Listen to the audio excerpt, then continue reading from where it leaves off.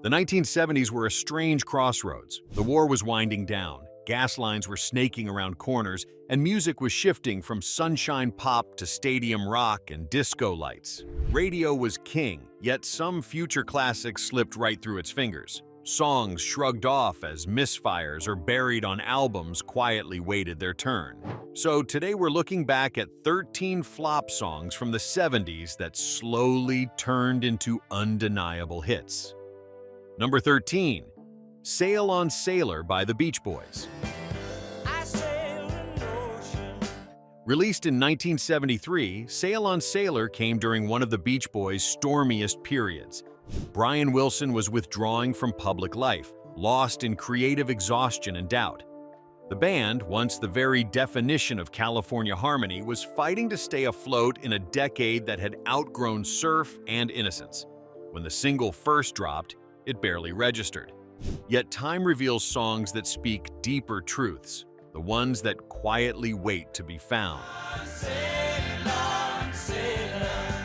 The song's birth was nearly accidental. Warner Brothers executives demanded a hit for Holland, a complex album recorded in the Netherlands that lacked a clear single. Van Dyke Parks helped resurrect an old Wilson melody, adding lyrics of perseverance and passage. South African vocalist Blondie Chaplin was handed the lead, delivering a raw, soulful performance that startled longtime fans. It didn't sound like the Beach Boys, but perhaps that was precisely the rebirth they needed. At first, radio ignored it.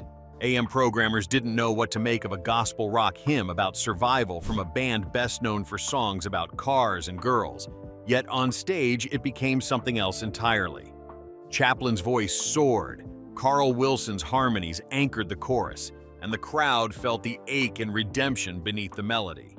Gradually, Sail on Sailor transformed from a commercial disappointment into a spiritual triumph sung by generations who understood its ache. By the late 70s and beyond, the song was reissued, revived, and finally recognized for what it was, a message to anyone drifting through doubt. Critics hailed it as one of the group's most human moments, a prayer disguised as pop. Sail on Sailor proved that the Beach Boys could weather any tide, even when their sound had changed. In its quiet resilience and timeless grace, the song became a compass, guiding them home again. Number 12, Iron Man by Black Sabbath. Released in 1971, Iron Man hit like a hammer from another world. Its grinding riff and brooding menace terrified radio programmers, confused critics, and thrilled young audiences craving something heavier. In an era still echoing with the peace and love optimism of the 60s, this was the sound of a darker reality. It didn't just create a new genre, it gave a generation its voice, raw, defiant, and unafraid to sound like the world truly felt. The song's birth was as strange as its sound. During rehearsals for Paranoid, guitarist Tony Iommi struck a detuned, dragging riff that filled the studio like thunder.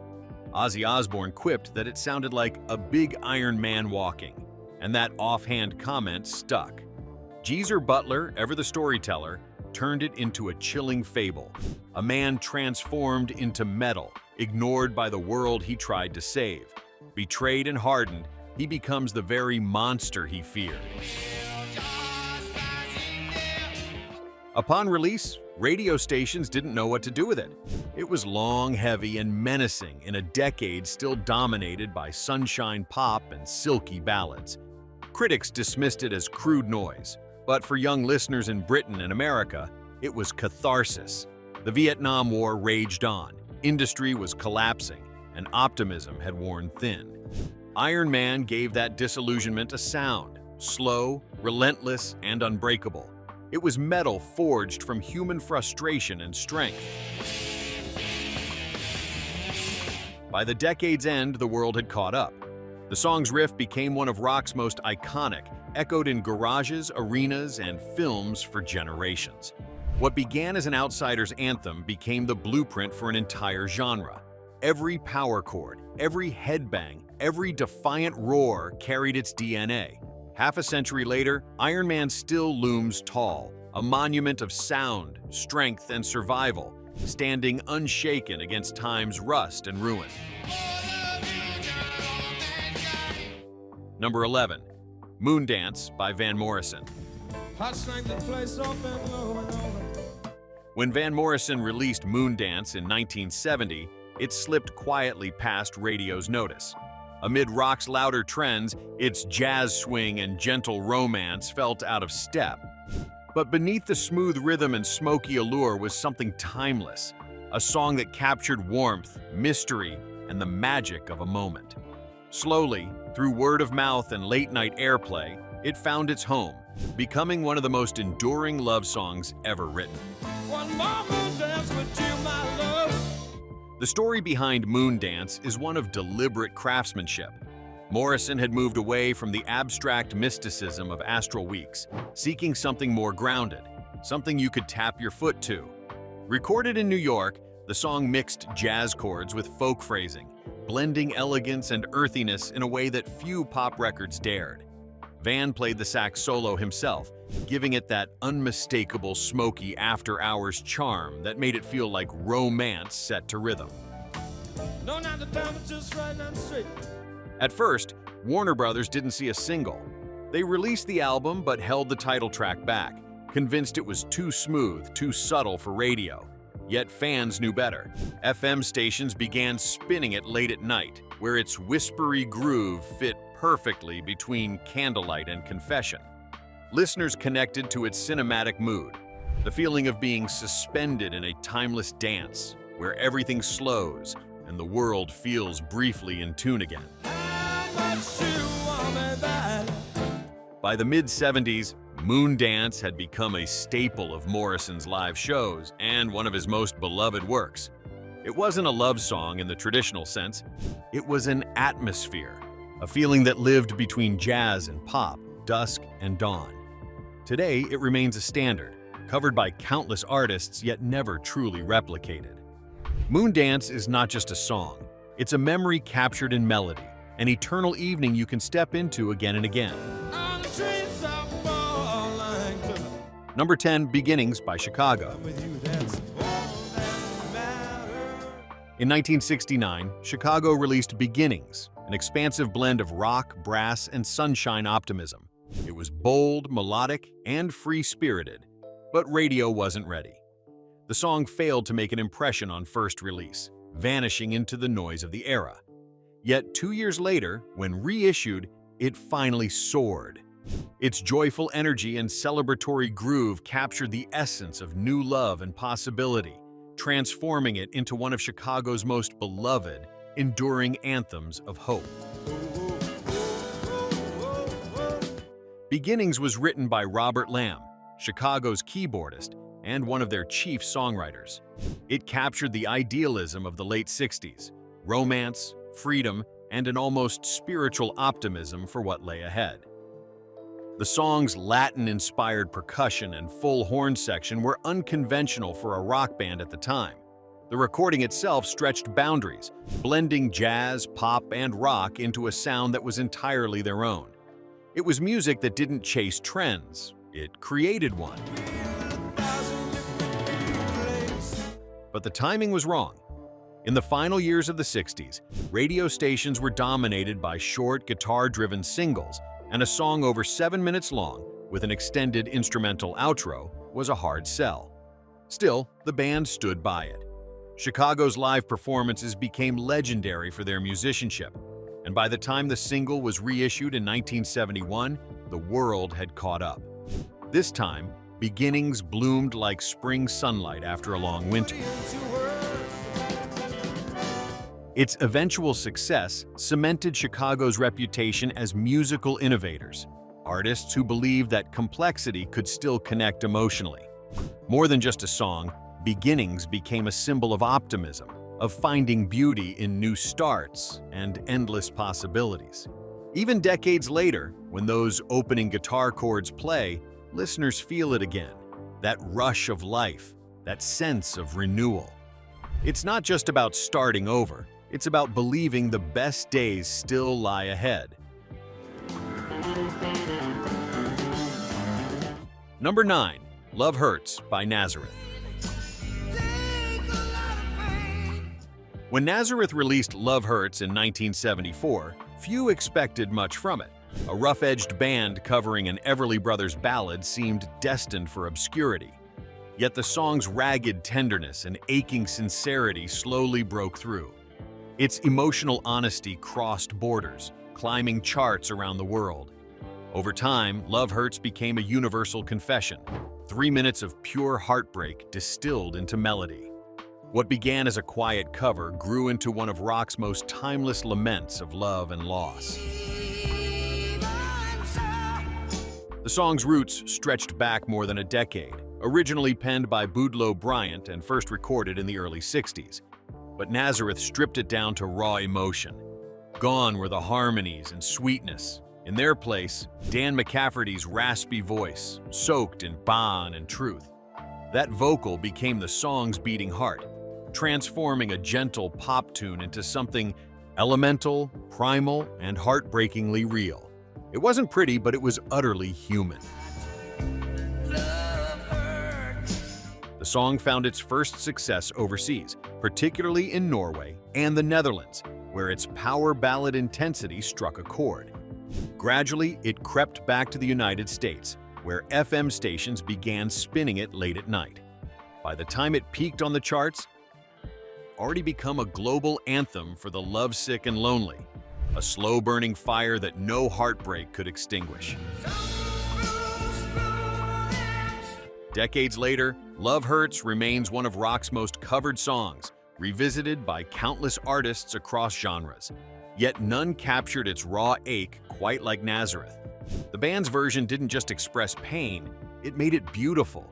It proved that vulnerability could be strength, that imperfection could be truth. Love Hurts endures because it reminds us that in every scar there's a song, and in every heartbreak, a little bit of grace. Number 8. Dream On by Aerosmith.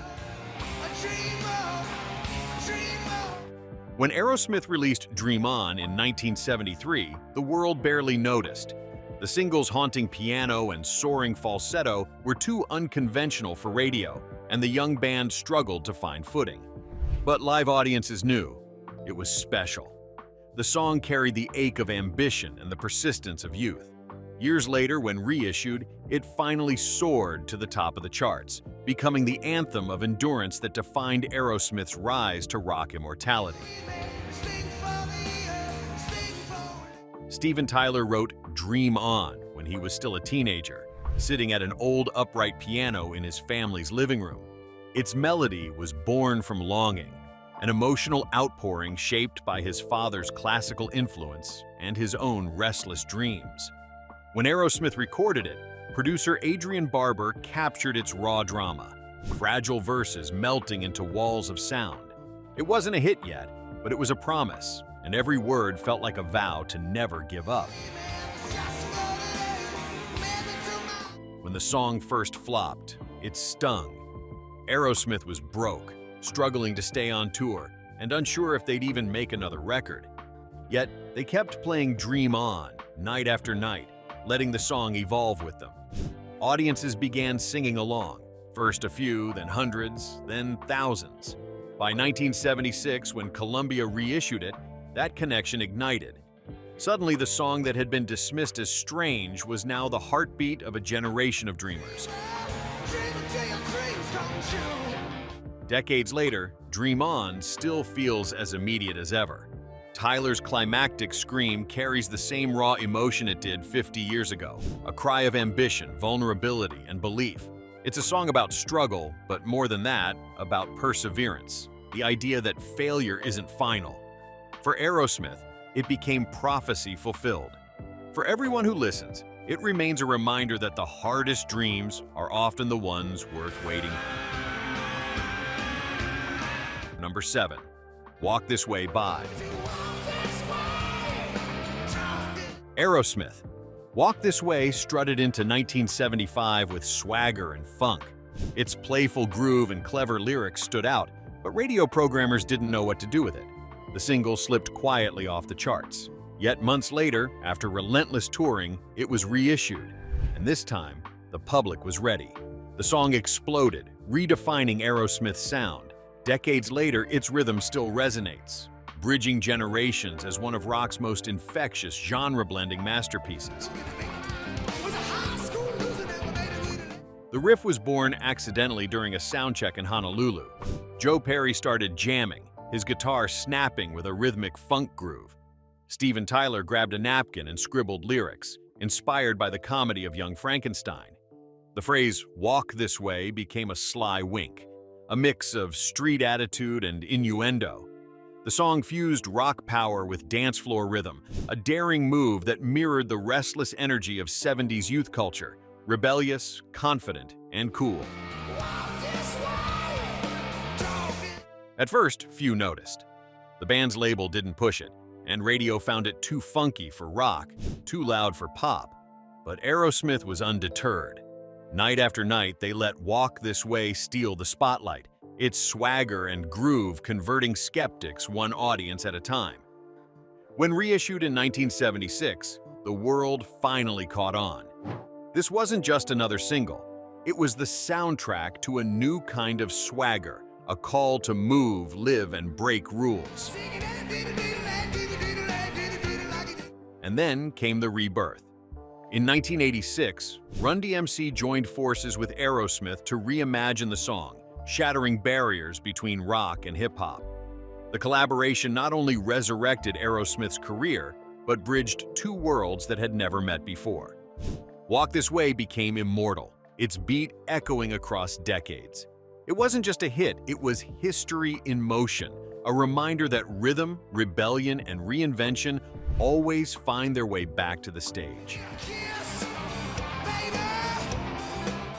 Number 6. I Want You to Want Me by Cheap Trick. When Cheap Trick first released I Want You to Want Me in 1977, it went nowhere. Critics dismissed it as too pop-polished, missing the band's raw edge. But on stage, something magical happened. The live energy transformed the song into a celebration. When recorded at Budokan, the crowd's roar became part of the story. That version conquered the world, turning rejection into triumph. It became a joyous reminder that sincerity and passion always outshine perfection. The studio version came from In Color, an album meant to expand the band's reach. Producer Tom Werman encouraged a cleaner, radio-friendly sound, complete with jangling guitars and buoyant rhythms. Yet that polish stripped away some of the band's bite, and the single barely cracked the charts. Cheap Trick's identity was never in the studio. It lived in the sweat, laughter, and chaos of their live shows, where the audience was as much the instrument as the band itself. Everything changed in Tokyo. In April 1978, Cheap Trick recorded live at Budokan, expecting it to be a Japanese-only release. But when the crowd's ecstatic energy met the band's unfiltered delivery, the result was electric. The live version of I Want You to Want Me captured lightning in a bottle. Fans screamed every lyric, echoing Tyler's melody back to him in a chorus of shared joy. The song's sincerity and humor finally shone through, pure and unguarded. When the live track hit American radio later that year, it was unstoppable. Suddenly, Cheap Trick was everywhere, on charts, on magazine covers, on every teenager's turntable. What had once been labeled a failure had become their signature song, a triumphant anthem of connection. I Want You to Want Me reminds us that the truest hits don't need perfection. They need honesty, heart, and the courage to be exactly who you are, loud and unfiltered. Number 5. Rock and Roll All Night by Kiss. You show us everything you've got. When Kiss released Rock and Roll All Night in 1975, the studio version failed to capture their on-stage fire. Critics shrugged, sales lagged, and the dream of a hit faded fast. But when the band unleashed Alive, the concert version roared to life. Explosive and unfiltered, it became the anthem of celebration and defiance Kiss had always envisioned. A rallying cry for every fan who believed rock should be lived, not just played. The party's just begun, we're letting you The song began as an attempt to define the Kiss experience. Gene Simmons and Paul Stanley wanted something that summed up the chaos, the volume, and the release of their concerts. Drawing from Slade's glam swagger and the communal energy of the era, they wrote a song that sounded like liberation itself. But the original recording felt restrained, too clean, too controlled. Without the roar of the crowd, it lacked the heartbeat that made Kiss, well, Kiss. Then came Alive, recorded during the band's 1975 tour. The live version was everything the studio track wasn't. Raw, sweaty, thunderous, and full of audience energy.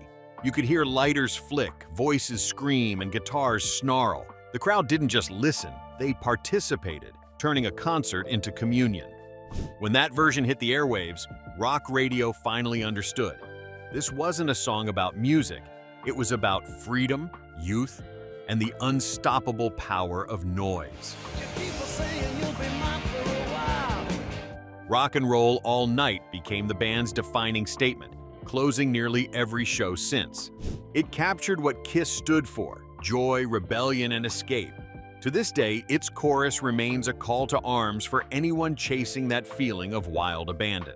It proved that sometimes the real magic isn't in the studio, it's in the shared chaos between artist and audience. The lights flash, the crowd roars, and for one night, the world belongs to the music. Number 4, Maggie May by Rod Stewart. Maggie May began humbly, hidden as the B-side to Reason to Believe in 1971. It wasn't expected to go anywhere. But when DJs flipped the record, they found a masterpiece. Rod Stewart's raspy honesty, mixed with wistful storytelling, struck a universal chord. The song became a runaway hit, climbing charts worldwide. Its bittersweet reflection on love and regret turned an overlooked track into a defining anthem of vulnerability, passion, and emotional truth. Co-written with Martin Quittenton, the song was drawn from Stewart's own memories of a youthful romance that burned bright and faded fast. He later admitted it was more truth than fiction. Backed by Ronnie Wood's acoustic guitar and Mick Waller's easy shuffle, Maggie May captured that peculiar feeling of freedom and foolishness that comes with being young and heartbroken. Its melody was folk at its core, but its spirit was pure rock and roll confession, unguarded, imperfect, and deeply human. When it hit the airwaves, listeners heard something different. In an age of studio polish and psychedelic experimentation, Maggie May felt real. It was a man owning his mistakes and still smiling through them. Stewart's distinctive voice, a gravelly blend of soul and street poetry, became his signature. The song topped charts on both sides of the Atlantic, propelling him from band member to solo superstar. It was the moment he stopped following trends and started defining them. Decades later, Maggie May still feels fresh. Its lyrics capture the complexity of youth, the thrill of freedom, and the sting of growing up too fast. Every strum and raspy note carries a trace of nostalgia, a reminder of the loves that shape us and the mistakes we cherish anyway. It's not just a song about lost love, it's a song about becoming yourself through it. That's why Maggie May never grows old, because neither do its lessons. Number 3, Tiny Dancer by Elton John. When Elton John released Tiny Dancer in 1971, it was too long, too slow, too intricate for the radio landscape of the day. But within its verses, Bernie Taupin painted a portrait of tenderness, of beauty hiding in plain sight. It took years for the song to find its audience, but when it did, it became a cinematic masterpiece. Tiny Dancer endures as a love letter to youth, to California, and to those fleeting, luminous moments that never truly fade. The song was inspired by Taupin's first trip to America, where the sun-soaked California scene dazzled a young Englishman fresh from rural Lincolnshire. He captured its freedom and its fragile innocence through the eyes of a tiny dancer, a muse who symbolized the spirit of the early 70s. Elton's melody wrapped the lyrics in warm piano and orchestral grace, balancing intimacy with grand emotion. It was too delicate for hit radio, but too beautiful to be forgotten. A song that seemed to wait for its time. That time came slowly. Through live performances and word of mouth, Tiny Dancer became a fan favorite, the kind of song that made audiences sway in unison under dim lights. Its resurgence in film and television decades later, most famously in Cameron Crowe's Almost Famous, introduced it to new generations, turning it from a cult classic into a cultural touchstone. Each piano note feels like sunlight on skin, each lyric like a memory half remembered and half dreamed. Today, Tiny Dancer is one of Elton John's most beloved songs, a testament to the power of patience and artistry. It reminds listeners that beauty doesn't always shout. Sometimes it whispers softly and waits to be heard. What was once a radio oddity has become a universal anthem of tenderness and time.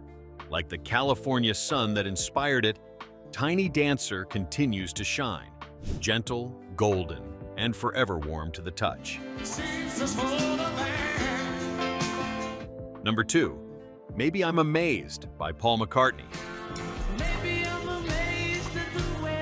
Tucked within Paul McCartney's self-titled 1970 album, Maybe I'm Amazed wasn't released as a single, yet its emotional gravity was undeniable.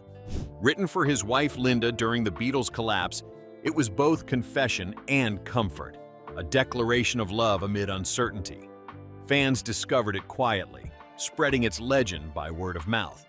Years later, the live version with Wings finally charted, transforming it into one of McCartney's most intimate, everlasting ballads of devotion and emotional renewal. McCartney recorded the song almost entirely alone in his London home studio, surrounded by memories and silence. It was a period of isolation and self-doubt, yet also of rediscovery. The rawness of that moment bleeds through every note. The lyrics are simple but piercing. Maybe I'm amazed at the way you love me all the time. There's no studio trickery here, just piano, guitar, and McCartney's trembling conviction. It's not perfection that moves you, it's humanity made audible. Baby, won't you help me to understand? Though never released as a single, it quickly became a quiet phenomenon. Fans recognized its sincerity, the sound of a man rebuilding from heartbreak and grounding himself in love. When Wings later brought it to life on stage, its emotion deepened. The live version was louder, more urgent, yet carried the same truth. Audiences sang along, their voices blending with his, proof that the song had crossed from one man's confession into a universal expression of gratitude and faith. Today, Maybe I'm Amazed remains McCartney's purest work, bridging two eras, the brilliance of the Beatles and the rebirth of his solo voice. It's a song about uncertainty that somehow feels like home. In every era since, it has become a wedding anthem, a love letter, and a hymn of perseverance. Decades later, that opening piano still feels like a heartbeat, steady, humble, and eternal. It belongs to everyone who's ever loved deeply. Number 1. Layla by Derek and the Dominoes. What do you do when you get lonely? Layla exploded onto the scene in 1971, fierce and fragile all at once. Eric Clapton's fiery guitar and tortured delivery told a story of obsession and forbidden love. Too long and too intense for early radio, it was initially a commercial failure, but its emotional depth was undeniable. Over time, listeners recognized its genius, the balance between heartbreak and beauty. Layla transcended failure, becoming one of rock's greatest love confessions and one of its most timeless artistic triumphs. The inspiration came from the Persian tale Layla and Majnun, a love so intense it drove the man to madness. Clapton saw himself in that story, consumed by his hidden love for Pattie Boyd, George Harrison's wife. The song became a vessel for that pain, a howl of longing disguised as melody. Duane Allman's searing slide guitar danced with Clapton's anguish, while the second half, Jim Gordon's piano coda, felt like the soft release after the storm's destruction. Take the best of this situation. When it was first released, radio stations balked at its length and raw emotion. But musicians immediately knew what it was, a revolution in sound and feeling. In the years that followed, Layla became a cult treasure, its legend growing through word of mouth. Clapton's unplugged version in the 90s stripped it bare again, transforming that electric heartbreak into a quiet, aching whisper. Both versions revealed different shades of the same truth. Love's beauty is inseparable from its pain. Half a century later, Layla still burns with the same urgency.